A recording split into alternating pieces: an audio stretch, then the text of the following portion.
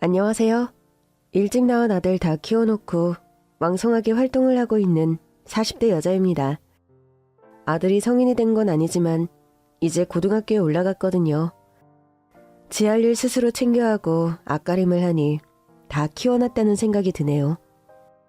요즘 다른 엄마들 보면 고등학교 때부터가 진짜 뒷바라지의 끝판왕이다. 아이의 인생을 좌우하는 시기다. 아이 앞길을 위해선 극성 학부모가 되어야 한다. 말이 많더라고요. 좋은 대학에 보내는 게 목표인 엄마들의 말인데요. 공부하는 환경? 중요하죠. 돈으로 안 되는 게 없는 세상이라며 온갖 명강의 명강사, 고액과에 붙이면 결과가 따라온다고 장담을 하던데 저는 조금 다른 생각입니다. 돈을 아무리 처바른들 본인의 목표, 의지, 노력이 뒤따르지 않으면 말짱 도루묵, 밑 빠진 독에 물 붓기라는 생각이에요. 저는 어렸을 때부터 우리 아이를 조금 다르게 가르쳤습니다.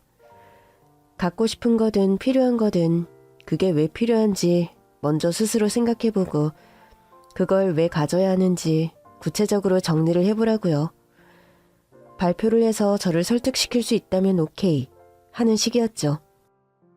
초등학교 저학년 때부터 그렇게 가르쳤고 몇 년 지나니 그냥 습관이 되더라고요. 당연히 의식주, 그러니까 생활에 필요한 기본적인 것은 제공을 했습니다. 우리 아들은 학원을 3개 다니는데 딱 영어, 수학, 논술학원입니다. 그 학원에서 얻을 수 있는 게 뭔지, 목표가 뭔지, 다니게 된다면 어떻게 공부를 할 건지 다 검토를 한 뒤에 학원을 보내줬어요. 그렇게 허락한 다음부터는 스스로 약속한 걸 지키는지 확인을 할 뿐 감나라 배나라 가타부타 쓸데없는 말을 일절하지 않습니다. 이 세상에 거저 주어지는 건 없잖아요. 저는 우리 아들이 그걸 깨닫고 스스로 노력하며 열심히 성실하게 살기를 바랄 뿐입니다. 그리고 저 어렸을 때를 생각해보면 정말 좋은 환경에서 살고 있다고 생각해요. 제가 초등학교 3학년이었을 무렵 아버지가 하시던 일이 쫄딱 망했습니다. 그전까지는 그냥 평범했던 것 같은데 갑자기 이사를 가서 단칸방에 살게 되었죠. 아버지는 그 뒤로도 재기를 하려 나름 노력을 하셨지만 몇 년 뒤에 IMF가 터졌고 생활은 더 힘들어졌어요. 술로 지새우는 날이 많아졌고 건강 악화로 일찍 돌아가셨습니다. 제가 중학교 때의 일이었죠. 그래서 저는 이를 악물었습니다. 이 지긋지긋한 가난에서 벗어나려면 내가 죽어라 공부해서 좋은 직장을 얻어야 한다. 오직 그 생각뿐이었습니다. 은영아, 밥은 먹었니? 맨날 도시락이라고는 밥과 김치뿐이라 엄마가 미안하다. 쌀이랑 김치라도 있는 게 어디예요. 괜찮아요, 엄마. 아유, 우리 은영이 공부를 얼마나 열심히 하는지 그냥 헬쑥해졌네. 공부하느라 그리 야윈 거야. 못 먹어서 야윈 거야? 그래도 내일은 식당 나가니까 반찬 남은 거 있으면 싸울게. 아버지 일이 망하고 집을 단칸방으로 옮기자마자 엄마는 식당 일을 구하셨어요. 정말 고된 노동과 마음고생이 사람을 얼마나 단기간에 늙게 하는지 저희 엄마를 보면 알겠더라고요. 아버지가 일찍 가신 것은 슬펐지만 한편으로는 이제 고뇌와 번뇌가 없는 곳에서 편히 쉬시겠다는 그런 생각도 했습니다. 그리고 술값도 더는 나가지 않았고요. 엄마가 힘들게 식당 일을 해서 번 돈, 엄마 잠든 사이 그렇게 지갑을 뒤져 술을 사와 마시던 아빠였습니다. 그 돈이면 달걀 몇 개라도 살 수 있을 텐데 집에 늘어나는 술병을 보며 그런 생각을 하곤 했는데 아버지를 원망하면서도 한편으로는 안쓰럽고 참 복잡한 마음이었네요. 고1이 되자 무척 마음이 설렜습니다. 3년 남았다.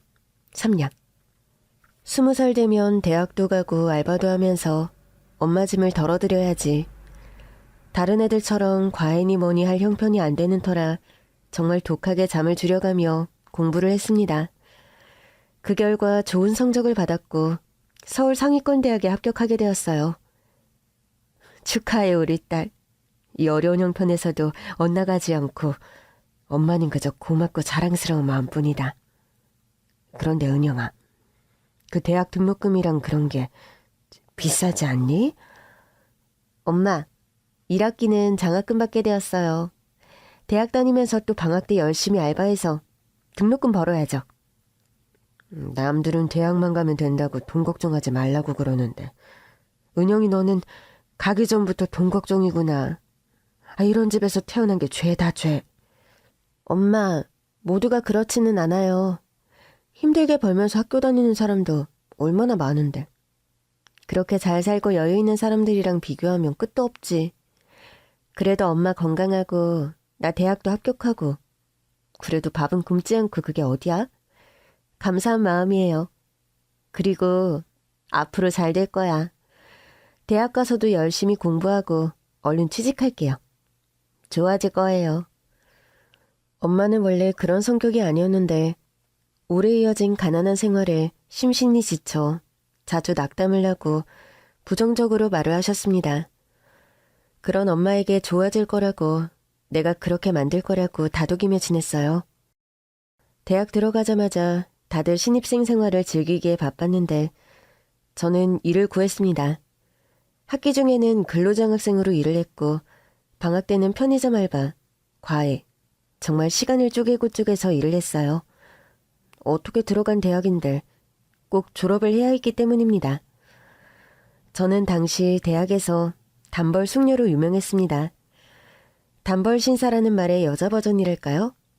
겨울에 코트 하나, 점퍼 하나가 전부였고 정말 옷이 낡아해질 때까지 입으며 악착같이 학비를 모으며 공부를 했습니다. 4년이 지나 드디어 졸업을 하게 되었고 독서실 총무일을 하며 취업을 준비했습니다. 당시 독서실 총무일 경쟁이 무척 높았거든요. 청소랑 관리 정도 하는 거였고 나머지 시간에는 자기 공부를 할 수 있었으니까요. 독서실 끊어놓고는 밖으로만 놔두는 철없는 학생들도 있었지만 대다수는 정말 공부를 열심히 하는 애들이었어요. 총무일을 하며 자연스레 학생들과 얼굴을 익히고 문제풀이 같은 걸 도와주고 했는데 그게 은근 보람차더라고요. 정말 열심히 하는 학생들을 도와주고 싶었거든요. 독서실 총무일을 한 지 딱 6개월. 지원한 회사에 합격을 했고 드디어 월급 받는 직장인이 되었습니다. 제 전공은 경영학이었어요. 전공을 살려 대기업에 취직을 했습니다. 당시 입사 동기들 중 경력이 화려한 사람들이 많았습니다. 스카이의 유학파 출신. 이 가운데서 취업을 한 게 기적 같았거든요. 서류 통과가 제일 힘들었어요. 제가 대기업에 들어갈 수 있었던 건 자기소개서와 면접의 힘이 크다고 생각했습니다. 대학 때야 단벌 숙녀로 다녔지만 회사에 다니게 되니 아무래도 출근 복장이 신경이 쓰이더라고요. 첫 월급 탄 뒤에 엄마 옷도 사드리고 제 옷도 사고 오랜만에 맛있는 것도 먹고 정말 꿈이 이루어진 것 같았습니다. 애초에 꿈이 그리 크지 않아서인지 그것만으로도 온 세상이 눈부시게 보이더라고요. 1년을 다닌 뒤 이직을 하게 되었어요. 컨설팅 회사에서 경영 전략팀에서 일을 하게 되었죠. 직장 이름이야 대기업이 좋았지만 컨설팅 회사에서 제안한 연봉이 더 높았고 무엇보다 대학 때도 컨설팅 분야에 관심이 많았기 때문에 그 일을 하게 된 게 무척 좋았습니다. 에휴, 우리 딸 대기업 다닌다고 할 때마다 엄마 어깨 으쓱해지고 그랬는데 옮긴 회사가 더 좋은 거야? 이름은 덜 유명해도 대우가 더 좋고 내가 정말 배우고 싶었던 일, 하고 싶었던 일이라 결정했어. 정말 좋은 기회라 놓치면 후회할 것 같아서. 그래, 4년 비싼 학비 내면서 그걸 또 네가 벌어서 그 고생을 하며 다녔는데 너 하고 싶은 일 하면서 돈 벌면 좋지. 너 그 워커홀릭인지 뭔지 그런 거 되는 거 아니야? 신문에서 보니 꼭 너 같은 사람 말하는 것 같던데. 아휴, 그렇게 일만 하다가 시집도 못 가고 노처녀 되면 어쩔래? 그러면 뭐 어때? 결혼이 인생의 전부인가? 여자도 자기 일하면서 당당하게 사는 시대야. 그래. 우리 똑똑한 딸이 알아서 하겠지. 그래도 은영아, 결혼해서 좋은 것도 있어. 든든한 내 편이 생기는 거잖아. 물론 네 아빠랑 생활이 백날 첫날 행복했던 것만은 아니지만 좋은 시절도 있었지. 그리고 결혼 아니었음 은영이 네가 태어났겠어? 이렇게 똑똑하고 야무진 은영이 어떤 놈이 데려갈까 벌써부터 궁금하네. 엄마, 나 아직 25분이 안 됐어. 몰라.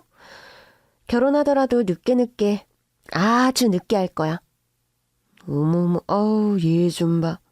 그렇게 늦게 해서 애는 언제 낳을래? 엄마가 젊을 때 애를 낳아야 애가 건강하다잖아. 우리 은영이 똑똑한 건 다 그 때문이야. 엄마가 일찍 결혼해서 너 일찍 낳았잖아. 뭐 그렇게 빠른 것도 아니었지. 엄마 정도면 그냥 보통인데. 하여튼 엄마 젊었을 때랑 지금은 많이 다르잖아. 때 되면 가겠지. 꼭 한복 입혀줄 테니까 너무 걱정 마셔요. 사실 결혼에 대해 큰 생각은 없었는데 자식 키워놓고 나면 손주 보고 싶은 게 어른들 마음이려니 하고 가볍게 넘겼습니다. 절대 결혼 안 하겠다 하면서 엄마한테 괜히 스트레스 주며 다투고 싶지 않아서요. 하지만 저는 정말 일에만 빠져있는 워커홀릭이었고 퇴근하고 나서도 공부를 했습니다. 컨설팅 쪽 일을 맡게 되어 배울 게 많았거든요. 그렇게 조금 생활이 나아지나 했던 찰나 직장에 있는데 갑자기 전화가 왔습니다. 박연자 씨 따님이시죠? 그런데요? 여기 빨리 와보셔야겠어요. 네? 어디시죠? 무슨 말씀이세요? 저희 엄마 전화인데 전화하신 분은 누구세요? 당시 엄마는 식당 일을 그만두고 가스 검침원 일을 하고 계셨거든요. 동네 집집마다 찾아다니며 가스 검침을 하러 다녔는데 그게 하루 종일 걸어 다니는 거라 퇴근하면 늘 다리가 부어 있었죠. 또 아주머니들이 주로 하는 일이었는데 위험하기도 한 일이었습니다. 가스 검침하러 갔는데 불쑥 속옷만 입은 채 집으로 들어오라는 아저씨를 만난 적도 있고요. 전화를 건 것은 엄마 번호였는데 웬 낯선 사람 목소리가 들리니 너무 놀랐어요. 여기 그 어머님이 길에서 쓰러져 있는데 일어나지를 못하시네. 구급차 불렀는데 여기 긴급 연락처 1번 누르니까 딸 번호여서 연락했어요. 얼른 와보셔야겠어. 입사한 지 얼마 안 된 터라 눈치가 보였지만 급한 상황이었기에 회사에 이야기를 하고 엄마에게 달려갔습니다. 엄마가 쓰러진 이유는 뇌출혈이었어요. 가스 검침을 하며 어느 집에 신발을 벗고 들어갔던 모양인데 검침 끝나고 신발을 다시 신으려 숙였을 때 머리 쪽에서 피가 물렸던 것 같아요. 그 집 대문을 나오자마자 골목에서 그냥 쓰러지신 거였습니다.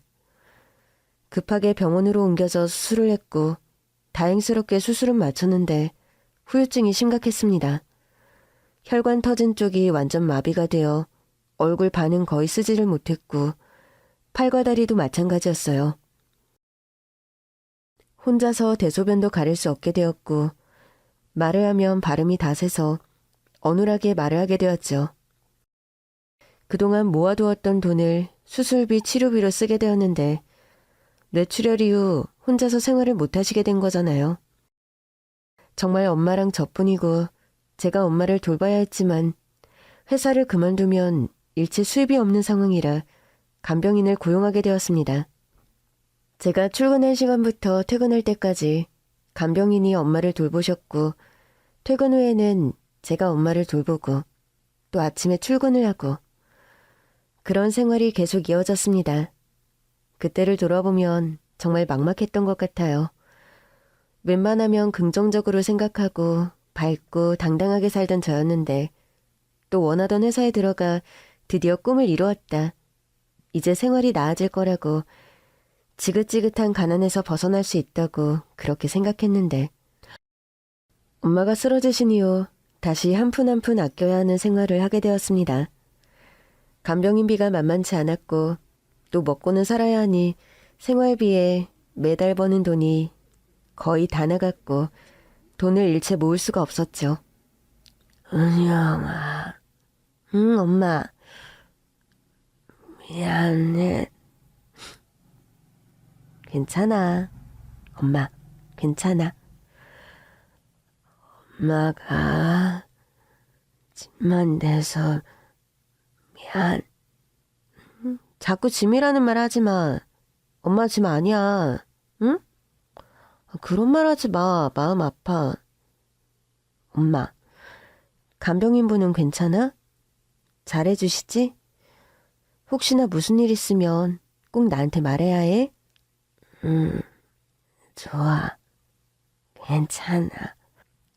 일하는 시간만큼은 엄마를 돌볼 수 없었기에 전적인 모든 걸 간병인에게 의지하고 있었거든요. 좋은 분으로 보였지만 또 워낙 이런저런 일이 많다 보니 간병인을 쓰면서도 마음이 편치 않고 늘 초조했어요. 퇴근하고 와서 엄마 기저귀를 갈아드리고 소변통을 비우고 또 몸을 닦아드리고 어디 무르지는 않았는지 다른 상처는 없는지 이런저런 일을 하다 보면 금방 밤 12시가 되었습니다. 재활치료를 계속 받았기에 6개월 후에는 나중에 다시 걸을 수 있게 되었지만 정상적으로 혼자 생활하는 것까지는 어려워서 계속 간병인을 써야 했어요. 그렇게 정신없는 생활을 이어가던 중 회사에서 중요한 프로젝트에 참여를 하게 되었습니다. 다른 회사 컨설팅을 해주는 일이었는데 클라이언트 미팅부터 이후 계획 수립, 할 게 너무 많았어요. 그리고 거기서 컨설팅을 받게 된 회사의 실무 직원인 남자를 만나게 되었죠. 사실 그때 제 상황이야. 누구를 만난다든지 연애 같은 건 꿈도 못 꿀 상황이었거든요. 회사에 있을 때는 온통 프로젝트에 매달렸고 집에 와서는 엄마를 돌봐야 했으니까요. 몇 개월간 프로젝트를 하며 그 실무자인 남자와 자주 보게 되었는데 프로젝트가 끝날 무렵 그 남자가 저에게 마음을 표현했습니다. 제가 정말 이런 말을 잘 하지 않는데 그리고 일하면서 만난 사람과 가급적이면 사적으로 연결되지 않으려고 했는데 제가 은영 씨에 대한 마음이 크고 놓치면 후회할 것 같아서요. 사실 그 남자가 저한테 관심이 있다는 건 이미 눈치채고 있었습니다. 다른 사람들 눈이 있어서 적극적으로 티를 내지는 않았지만 사람들이 없을 때 은근히 음료수나 디저트 같은 걸 챙겨주고 쉬는 날에는 뭘 하냐고 묻고 칭찬을 많이 하고 그랬거든요. 고백을 받았을 때도 참 숨이 턱 막히는 것 같더라고요. 내 상황을 알면 나한테 이렇게 만나자고 안 할 텐데. 그런데 아직 프로젝트가 진행 중이었고 실무자인 그 사람과 어색하게 되고 틀어져 버리는 게 좀 걱정이 되기도 하고 고민을 하다가 완곡하게 거절을 했어요. 2주 뒤 프로젝트는 마무리가 되었고 이제 더는 볼 일이 없다고 생각을 했는데 다시 연락이 왔습니다. 일도 잘 마쳤고 고마운 마음이니 정말 밥 한 끼만 사게 해달라고요. 주말도 아닌 평일 퇴근하고 식사를 하게 되었는데 사적으로 보니 일할 때와는 다른 모습이더군요. 생각보다 말도 잘 통하고 순둥순둥하면서도 이해심이 많은 사람 같았어요. 다행히 그 무렵 엄마가 재활치료로 상태가 나아진 상황이었고 간병인 고용시간도 줄였거든요. 많이 시간을 내지는 못했지만 정말 시간을 쪼개쪼개 그 남자와 만남을 이어갔습니다. 그리고 만난 지 6개월이 되었을 때 그 남자가 결혼 이야기를 꺼내더군요. 그때는 이미 우리 집 상황을 어느 정도 말한 상태였어요. 아빠가 일찍 돌아가셨고 엄마가 편찮으시다는 것까지요. 그걸 다 알면서도 결혼을 이야기하다니 이 사람이 제정신인가?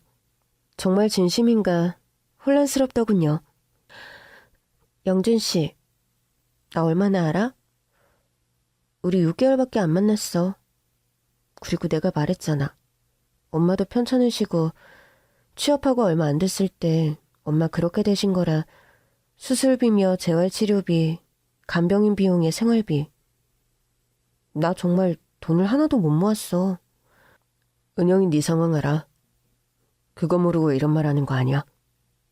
근데 나는 너 아니면 안 될 것 같아. 그리고 그렇게 고생하며 산 네가 너무 안쓰럽고 결혼하고 나서도 어머님 같이 모시고 싶어. 부부가 된다는 게 뭐야. 너 살아온 이야기 들어보면 너무 어릴 때부터 누구 하나 기댈 사람도 없이 그렇게 혼자 버티며 살아온 것 같은데 내가 너랑 함께 하고 싶어. 기댈 나무가 되어줄게. 돈? 아니, 돈은 큰 문제가 아니야. 너도 벌고 나도 벌잖아. 우리끼리 작게 시작하면 되지. 그 사람은 간곡하게 진심을 전했어요. 저는 결혼 생각은 안 했고, 아니, 결혼을 하더라도 정말 한참 나중일 거라고 생각을 했는데 너무 갑작스럽게 느껴졌죠. 하지만 그냥 작게 시작하자. 기댈 나무가 되고 싶다. 그 말이 제 마음을 움직였습니다. 정말 돌이켜보니 중학교 때부터 누구한테 기대지 않고 이악 물고 독하게 살아왔던 저였거든요. 당시 엄마가 약한 모습을 많이 보여 엄마에게 의지하기는커녕 엄마를 오히려 다독이고 위로하며 지냈으니까요. 대학 합격, 대학생활, 취업까지. 사실 누구한테도 마음을 털어놓은 적이 없고 그냥 모든 일을 해치우듯이 그리 살아왔는데 정말 이 사람 말이 맞구나. 벽을 쌓아두고 나 혼자 지냈구나. 그런 걸 문득 깨달았고 제 스스로 만든 그 벽을 허물고 싶다며 언제든 기댈 수 있는 나무가 되고 싶다는 그 말에 결혼을 결심하게 되었습니다. 그 사람은 몸이 불편한 저희 엄마에게 인사를 하러 집에 왔어요. 엄마에게 깍듯하지만 따뜻하게 대했고 엄마는 그 사람을 몹시 마음에 들어 했습니다. 남자친구는 천성이 그냥 순한 사람이었고 그게 겉으로도 드러나고 보이는 사람들이었죠. 반대로 저도 그쪽 부모님을 뵙고 인사를 드리게 되었습니다. 그런데 그때 알게 되었어요. 이 사람이 특별히 말을 하지 않아서 전혀 몰랐는데 남자친구 집이 엄청 잘 사는 집이라는 걸요. 차도 평범한 걸 타고 있었고 데이트를 할 때 맛있는 걸 먹기는 했지만 돈을 엄청 많이 쓴다 그런 게 아니었거든요. 그저 인사를 드릴 때가 되어 식당에서 뵙는 게 좋겠냐, 집으로 가는 게 좋겠냐 물었는데 남자친구가 자기도 집으로 인사를 왔으니 저도 자기 집에서 인사를 하면 된다는 겁니다. 집이 어디냐고 그때 처음 물었고 주소를 알려줬는데 그 동네부터 고급 주택단지가 있는 동네였고 대충 위치를 찾아보니 집이 어마어마하더군요. 저는 너무 당황을 했어요. 어떻게 이런 걸 나한테 숨겨? 숨기다니 뭘? 아니 그러니까 오빠 집이 이렇게 잘 산다고 그런 말 한 적 없잖아. 그래, 말 안 했어. 네가 물어보질 않았으니까. 그래서 말을 안 한 것뿐인데 일부러 숨긴 건 아니야. 그리고 그게 뭐가 문제야? 우리 부모님 돈인 거지. 나랑은 상관없어. 내가 말했잖아. 그냥 우리끼리 작게 시작하자고. 난 정말 문제될 게 없다고 생각하는데? 그건 오빠 생각이고 결혼이 애들 장난도 아니고 다들 결혼은 집안과 집안의 만남이라고 하는데 이건 차이가 나도 너무 차이가 나잖아. 오빠 부모님은 우리 집 상황 아셔? 다 아시면 결혼을 허락하실까? 나 같아도 이런 며느리면 안 된다고 할 것 같아. 정말 객관적으로 너무 다르잖아. 대략적인 건 말씀드렸어. 그리고 우리 부모님 그런 물질적인 걸로만 사람 판단하고 그러실 분 아니야. 그러니까 걱정하지 마. 남자친구는 열심히 저를 안심시켰어요. 결국 인사를 드리러 가게 되었는데 마음은 여전히 편하지 않았습니다. 난생 처음 와보는 동네, 으리으리한 대문만 봐도 그냥 기가 팍 죽더라고요. 그 집으로 향하는 동안 제 머릿속에서는 온갖 상상이 펼쳐졌죠. 그러니까 아침 드라마에서 본 것 같은 그런 상황이요. 막 소금이라도 맞는 거 아닌가? 그 짧은 순간 별의별 상상을 다 했네요. 어느덧 현관 앞에 도착해 집에 들어갔는데 너무 인상이 좋고 인자해 보이는 어른이 계시는 거예요. 남자친구의 아버지였습니다. 뒤이어 어머님이 나오셨는데 한눈에 봐도 부잣집 사모님 드라마에 나오는 딱 그런 사모님의 모습이었습니다. 어서 와요. 오느라 고생 많았어요. 나 영준이 애비 되는 사람입니다. 영준이 엄마, 김미자예요. 반가워요.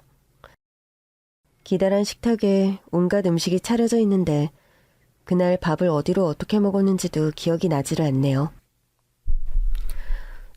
너무 긴장을 했던 것 같아요. 아마 거기 있는 사람 모두가 알 정도로요. 회사 면접보다 더 떨렸던 것 같습니다. 우리 영준이가 왜 한눈에 반했는지 알겠네요. 아주 단아하면서도 눈빛이 또렷하니 참 좋네요. 감사합니다. 사실 우리 영준이가 결혼하고 싶다는 여자를 우리한테 소개해 준 게 처음이에요. 차린 건 없지만 맛있게 들어요. 어머님의 말씀은 사실 형식적인 거였죠. 차린 게 너무 많아서 어지러울 지경이었으니까요. 마음을 편히 갖도록 아버님께서 많이 신경을 써주셨어요. 남자친구가 저희 집 사정에 대해 이야기를 했다지만 제가 아무래도 직접 말씀드리는 게 예의인 것 같아서 식사 후 차를 마시며 상황을 말씀드렸습니다. 사실 저는 결혼 준비가 안 되었다고 생각합니다. 어머니께서 뇌출혈로 쓰러지신 뒤에 몸이 불편하시거든요. 재활 치료비와 간병비가 매달 들었고 제 월급으로 감당을 했습니다. 그래서 제가 돈을 많이 모으지 못했어요. 영준 씨에게도 준비가 안 되었다고 말을 했는데 이런 제 곁에서 함께하고 싶다고 이런 상황이라 죄송할 따름입니다. 돈이야 이따가도 없는 거지. 안 그래요? 사실 우리 영준이가 이제까지 그냥저냥 무르르는 대로 사는 애였거든. 자기 주장도 잘 안 하고 그랬는데 이번만큼은 어찌나 강력하게 결혼 의사를 표명하든지 어려운 상황에서도 공부도 열심히 하고 노력을 많이 했는데 난 그 점을 좋게 생각해요. 아버지 어머니, 제가 회사 생활하며 모은 돈도 있고 대출도 있으니 그냥 저희끼리 작게 시작할게요. 걱정하지 마세요. 그렇게 그날 자리를 마무리했습니다. 걱정과 달리 너무 잘 대해주셔서 그저 감사한 마음이었어요. 그런데 얼마 후 그날 배웠던 예비 시아버님께 연락이 왔습니다. 예비 신랑한테 이야기하지 말고 따로 만나자고 하더군요. 그날 배웠던 자리에서 회사 이야기를 하며 명함을 드렸었는데 그걸 보고 연락을 주신 것 같았습니다. 그때 느낌이 왔죠. 이거구나. 아들이 고집을 부리니 아들 앞에서 모질게 대하질 못하고 따로 만나서 이야기를 하려는 거구나. 집안 격이 안 맞아도 너무 안 맞으니 조용히 헤어지라는 거겠지. 그런 생각이 들었고 어찌되었건 피해서 될 일은 아니었기에 아버님을 따로 뵙게 되었습니다. 따로 만나자고 해서 놀랐죠? 네, 조금이요.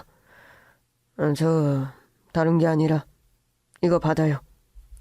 이게 뭔가요? 아버님이 받으라며 주신 것은 다름 아닌 통장이었어요. 그 통장에는 무려 3천만 원이 들어있었죠.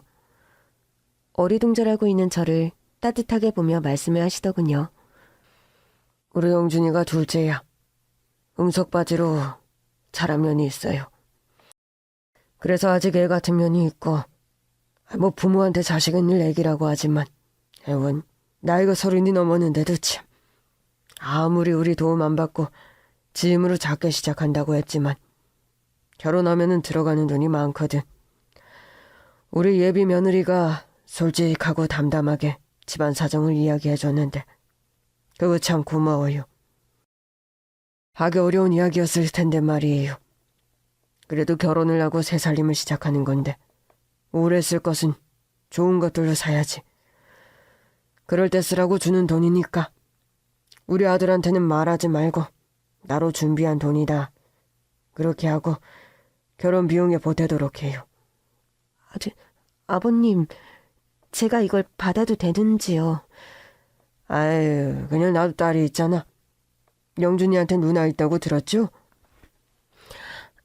네, 내 딸이라고 생각하면 마음이 그렇더라고. 허투루 돈을 쓴 것도 아니고 편찮으신 어머님 간호하느라 그랬다는데 아무것도 없이 결혼하려니 얼마나 그게 서러울까 생각하니 마음이 편치 않더라고. 영준이한테는 비밀로 하고. 알겠죠? 사실 이런 건 또 시어머니 될 사람이 챙겨야 하나 싶은데 이건 우리 집사람한테도 비밀로 해야 해. 그냥 우리 둘만 아는 걸로.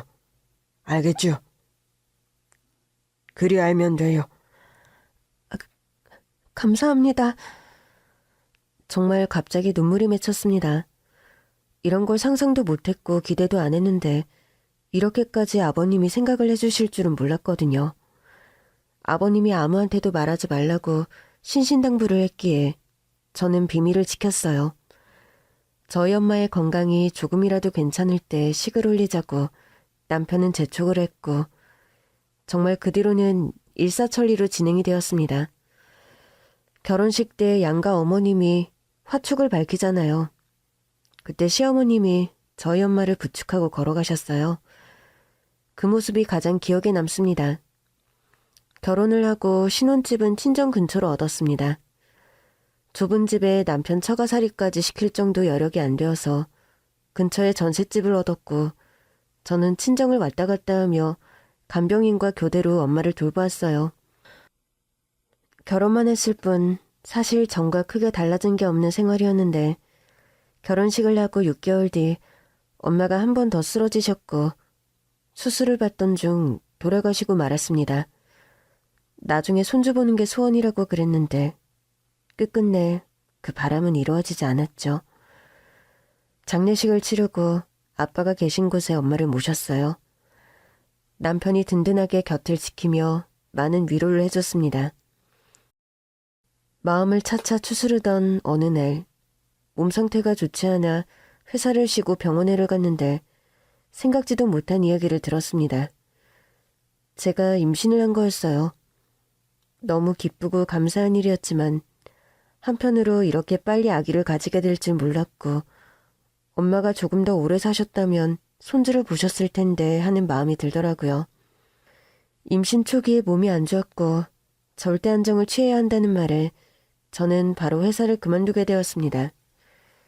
2년 동안 정말 열심히 다녔던 회사였기에 아쉬운 마음이 컸지만 뱃속의 아기보다 중요한 건 없었으니까요. 그리고 28살의 나이, 아들을 낳게 되었습니다. 고생고생해서 낳아서 그런지 정말 너무 귀하더라고요. 특히나 시아버지께서 너무 좋아하셨죠. 몸조리를 하고 아기가 바깥 활동을 할 수 있게 되었을 때 시댁에 갔죠. 그리고 결혼식 이후 거의 처음으로 시누이를 보게 되었습니다. 남편의 누나인 형님은 결혼을 안 했는데 거의 한국에 있지를 않았습니다. 처음에는 무슨 외국에서 대학원 석사? 박사? 공부를 하나 보다 했는데 그건 아니라고 하더라고요. 외국에서 대학은 나왔대요. 그런데 취직은 하지 않았고 그냥 세계 여기저기 나라에서 여행하듯 산다고 하더라고요. 결혼식 때도 여행 중이라 못 올 뻔했는데 간신히 참석을 한 거였죠. 아버님, 어머님, 저희 왔어요. 아이고 그래. 우리 세기 그리고 우리 장군 왔구나. 너희가 결혼한 지 얼마 안 돼요. 세기 했는데 이제 손주가 있으니 영호엠이라고 불러야 하나? 아직은 어색하네요. 결혼식 때 보고 처음 보네? 안녕하세요, 형님. 형님? 아, 형님 이상한데. 아빠, 그럼 나는 얘를 뭐라고 불러? 얘라니? 호칭으로 부르자면 올케라고 해야지. 형님 올케? 아, 완전 구식이다. 아, 이상해. 호칭이 딱딱 입에 안 붙고 말이야. 그나저나 결혼하고 1년도 안 돼서 임신하고 아기 낳은 거야? 네, 그렇게 됐네요. 아, 확실히 어린 게 좋긴 한가 봐. 애도 바로바로 들어서고. 나는 올케 나이 때 어디 있었더라? 아, 프랑스 파리. 파리에 있었다. 거기 진짜 너무 좋은데. 1년 정도 살았었거든, 파리에서. 아, 멋지시네요. 아, 올케는 청춘이 아깝지도 않아? 결혼을 이렇게 일찍 하고 30도 안 된 나이에 애엄마가 된 거 말이야. 하긴 뭐, 나이라도 어리니 우리 집에 시집 온 거겠지. 게다가 아들까지 떡하니 낳았으니 그래도 면은 세웠다 생각하려나? 아, 난 진짜 여자들이 애 하나 낳은 게 인생 최고의 업적인 것처럼 그러는 거 너무 안 됐더라. 얼마나 자존감이 없으면 거기에다가 그렇게 의미부여를 하는 거야? 애는 그냥 아무나 낳는 거잖아. 안 그래? 영미 너는 만난 지도 얼마 안 된 올케한테 말이 그게 뭐냐? 나이도 많은데 어른이면 어른답게 굴어야지. 아빠, 지금 며느리 생겼다고 나 무시하는 거야? 나 아빠 딸이야. 눈에 나오도 안 아픈 아빠 딸이라고. 그리고 내가 뭐 틀린 말 했어? 맞잖아. 엄마한테 물어보니까 결혼할 때 꼴랑 3천 가져왔다면서? 그게 말이 돼? 솔직히 영준이 걔가 지 돈으로 시작한다고 했지만 서울에 떡하니 방 3개짜리 아파트를 지가 무슨 수로 얻었겠어? 엄마 아빠가 지원해 준 거잖아. 그게 몇 억인데. 이영미야, 그거 자가 아니야. 전세야, 전세. 아, 전세도 몇 억이잖아. 그게 풀대출 아닌 거 나 다 알거든. 근데 뭐 3천? 아, 그러니까 나이 어린 거 하나밖에 내세울 게 없는 거 아니야. 자기도 쪽팔린 거 아니까 에라 모르겠다. 에라도 빨리 낳자 이런 거잖아. 야, 영준아, 네가 뭐가 아쉬워서 그렇게 좋은 집안 여자들이 줄을 섰는데 아주 그냥 아유 콩깍지가 제대로 씌어가지고. 누나, 듣자 니 너무하네. 내가 결혼할 때 지원받았다고? 맞아. 아버지 엄마가 도와주셨어. 내 돈도 보탰지만. 근데 누나가 그런 말 할 자격이 있어? 누나야말로 그날 되도록 제대로 된 직업 한 번 가져본 적 없고 엄마 아빠 돈으로 전 세계 방방곡곡 놀러 다니느라 바쁘잖아. 외국 대학 나오면 뭐래? 돈만 갖다 바친 꼴이지. 거기다 생활비면 지금까지도 여행하듯 사는데 그게 다 누구 돈인데? 내가 결혼할 때 받은 돈 누나가 이제까지 쓴 거에 발톱의 때만큼도 안 될걸? 그리고 누나, 은영이 그냥 어린데 애 낳은 거 그거 업적이라고 생각 안 해. 서울에 있는 좋은 대학 나왔고 컨설팅 회사에서 일 잘하고 있던 커리어 우먼이었어. 내가 졸라서 결혼하고 애 생겨서 회사 그만둔 거지. 누나랑은 차원이 다르다고. 너 오랜만에 봤는데 많이 컸다. 어쭈, 이게 어디서 누나한테 대들고 말을 함부로 해? 마누라 편이다 이거야? 아빠, 왜 이렇게 변했어요? 마누라한테 조종당하나 봐. 내 말이라면 끽소리 안 하고 고분고분하던 애가 왜 이렇게 됐냐고. 그만해라. 내가 언제까지 니들 싸우는 걸 봐야겠니? 그것도 며느리 앞에서. 하여간 아유 나이들만 먹었지 하는 것이라곤. 아우 내 죄야 내 죄. 있는 집이라고 집안 빽 믿고서는 저 나이 먹도록 지 스스로 할 줄 아는 게 하나도 없는 머리 텅텅 빈 멍청이로 키운 내 잘못이다. 머리 텅텅 빈 멍청이? 엄마, 왜 이렇게 천박하게 말을 해요? 아, 진짜. 아, 내가 이래서 한국 들어오기가 싫어. 나 갈 거야. 그래도 영미야, 오랜만에 들어왔는데 좀 지내다 가지 그러냐? 아빠, 며느리 받들고 잘 지내세요. 네? 진짜 며느리 하나 생겼다고 친딸을 이리 박대하니 더럽고 치사해서 살 수가 없어 정말. 남편한테 형님에 대한 이야기를 거의 듣지를 못했어요. 그냥 좀 제멋대로다 정도라고 했는데 저 정도일 줄은 몰랐습니다. 상상 초월이더라고요. 나이도 30이 넘었는데 정말 제멋에 사는 사람이었죠. 하지만 장녀였고 어릴 때부터 고집세기로는 둘째가라면 서러울 정도였고 성격이 드세서 집안 사람 그 누구도 형님을 못 건드리는 거였습니다. 정말로 형님은 곧바로 짐을 챙겨 시댁을 나갔고 비행기표를 끊어서 유럽 어디로 갔다고 하더라고요. 역시나 겉만 봐서는 모르는 거였어요. 돈이 많아 다 문제가 없는 게 아니라 크든 작든 어느 집에나 문제는 있구나 그런 생각을 조심스레 했네요. 태어날 때 몸이 약했던 아들을 정성껏 돌보았고 다행히 같은 계열수 아이들 평균 키며 몸무게를 따라잡아 잘 자랐습니다. 그런데 아들이 3살이 되었을 때 그만 시아버님이 돌아가시고 말았습니다. 아버님에 대한 마음이 너무 각별했기에 슬픔이 컸습니다. 거의 친정엄마가 돌아가셨을 때만큼 슬펐어요.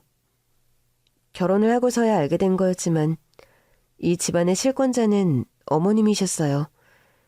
그리고 왜 아버님이 결혼 전에 돈이 없던 저를 애틋하게 여겼는지 제 마음을 이해해 주셨는지 알 것 같더라고요. 나중에 남편한테 들은 이야기인데 결혼 당시 아버님 형편이 어려웠다고 해요. 그에 비해 시어머님 집은 대대로 잘 사는 집이라 시어머님의 친정이 무척 빵빵한 집이었다고요. 그 집안의 반대를 무릅쓰고 어머님이 아버님과 결혼을 한 거였는데 아버님은 처가 눈치를 보며 거의 조용조용 어머님을 받들어 모시고 살았다고 하더군요.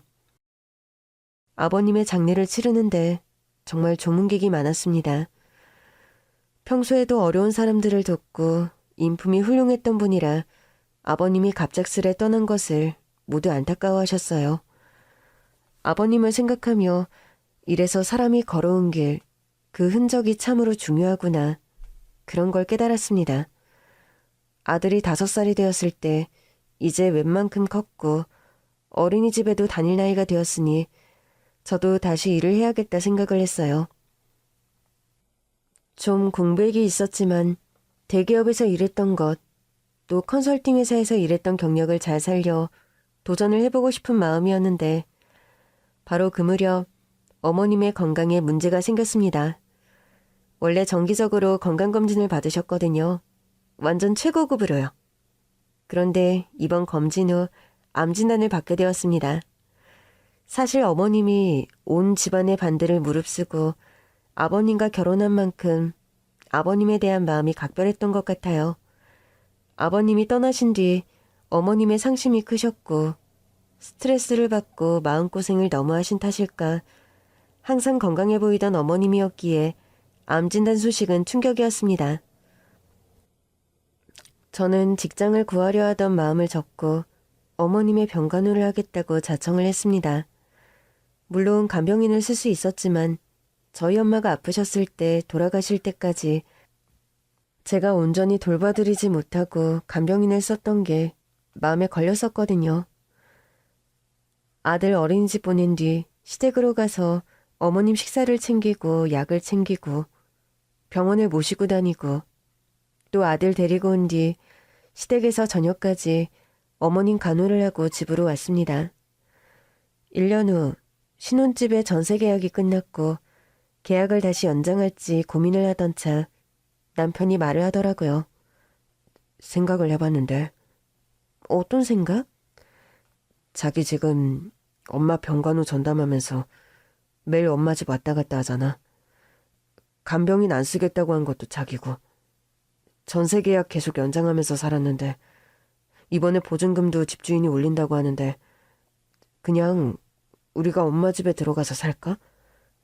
아버지도 안 계시고 엄마 암 소식 듣고도 누나는 한국에 안 들어오잖아. 집에 남아도는 게 방인데 우리가 이거 정리하고 엄마 집으로 들어가는 게 어때? 자기도 왔다 갔다 하는 것보다 그게 낫지 않겠어? 남편의 말이 일리가 있다고 생각했어요. 어머님의 투병 생활이 얼마나 이어질지 그때는 몰랐지만 1년 병간호를 하며 시댁과 집을 왔다 갔다 하는 게 힘들었거든요. 어머니께 여쭈었더니 좋다고 하시더라고요. 전세 가격 오른 만큼 돈을 더 내야 하는 상황이었는데 그냥 들어오라고요. 그래서 그때부터 완전히 어머님 집에서 합가해 생활을 하게 되었습니다.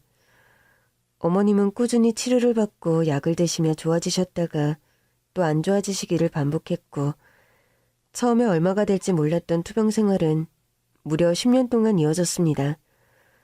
그 사이에 우리 아들은 중학생이 되었고요.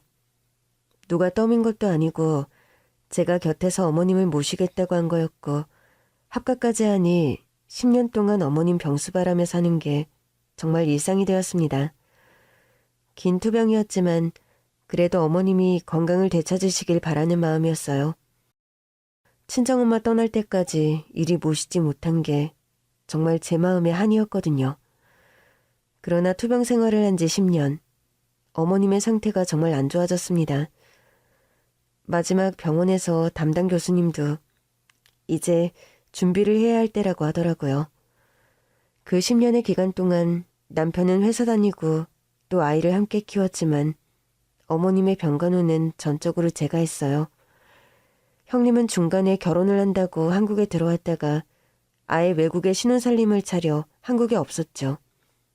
어떻게 딸인데 그럴 수가 있는지 참 나쁘다 그리 생각을 했는데 얼마 안 남으셨다는 말, 그 말을 듣자 바로 귀국을 했습니다. 그리고 어느 오후 변호사가 집으로 찾아왔습니다. 어머님이 변호사 동석하에 모두가 있는 곳에서 유언을 남기신다는 거였죠.